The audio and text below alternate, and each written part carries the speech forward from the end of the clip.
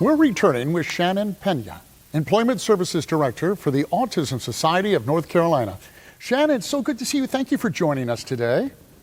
Thank you for having me. Thank you so much. Well, Shannon, I'm anxious to hear about the organization and the program that you have going. Could you give us a little bit of background and how it became to be and some of the goals that you're hoping to achieve?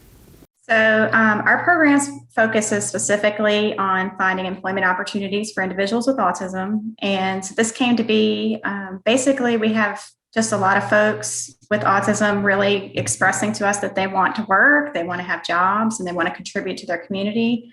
A lot of people want to live independently and have, they need the finances to be able to do that. And so out of that need is how the program came about.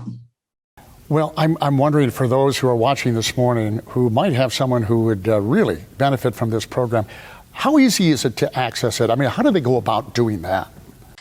So typically people just reach out to the agency and ask about employment services, and then we're able to look at each person's, situation and what kind of services would be most beneficial for them. Most of our individuals come through vocational rehabilitation, which is a program that's pretty easy to access. They just need to call and open up a case with them, and we can help them do that too. And then there's some other services for individuals that have, like the North Carolina Innovations Waiver or some Medicaid funded services, but each person's situation is different as far as what kinds of services they qualify for.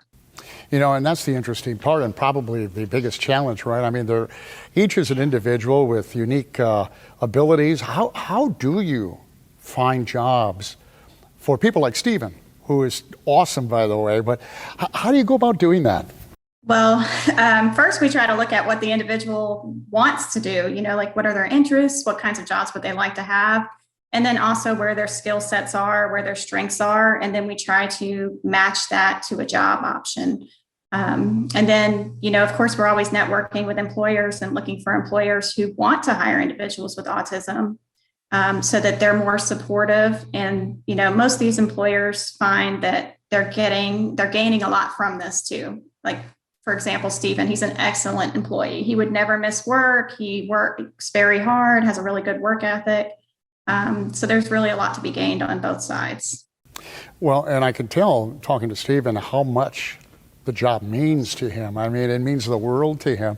Can you walk us through the process? Well, take Stephen as the example and walk us through the process from how he gets to talk to you or gets into the program and then gets his job. So when we first start out, we start out with some pre-employment skills. So working on social skills for the workplace, developing a resume, practice interviewing, learning how to fill out an application, just all the things you need to try to start searching for employment and applying for jobs. And then on our end, we do networking with businesses and try to, educate about autism, the benefits of hiring someone with autism. And we try to bring those two pieces together. So we try to have the individual and the business come together. A lot of times we accompany the individual on the interview. If an individual is not comfortable with that, we can prep them for an interview and not attend with them. It really just depends on each individual situation and what their comfort levels are and how much support they need. Once they get a job, then we help with training. So we try to put in structure and routine for the individual so they can be successful. And again, just educate the employer and coworkers that are on the team with that individual as well. Is it hard getting employers involved?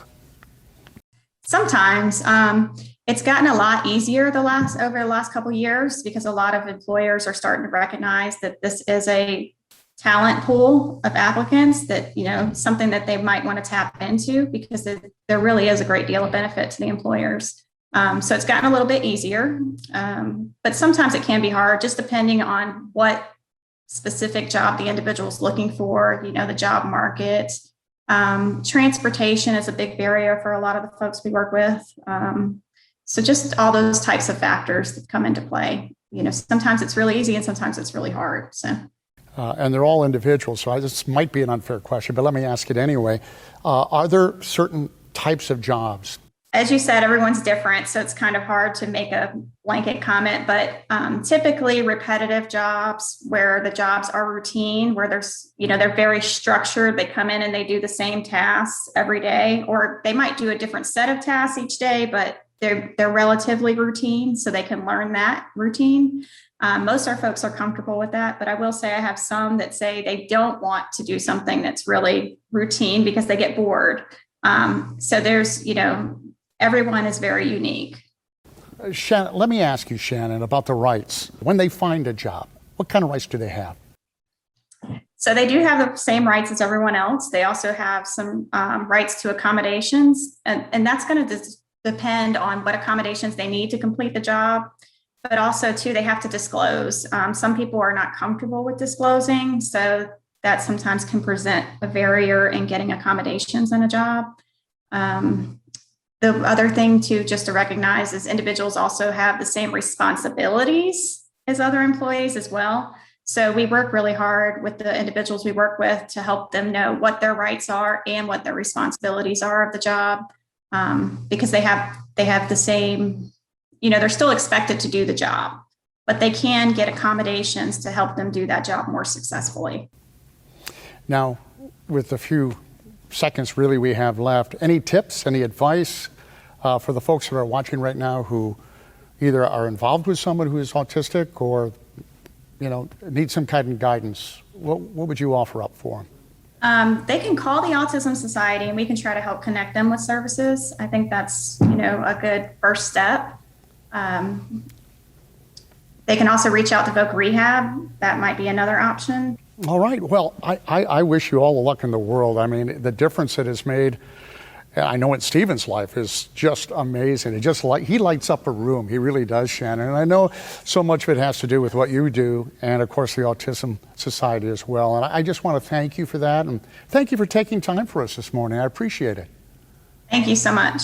Thank you again, Shannon, for being with us. And thank you for being here and watching. We hope you've enjoyed today's show. If you have any questions or would like to know more, visit our website at RaleighCW.com and myrdctv.com. I'm Bill LeMay.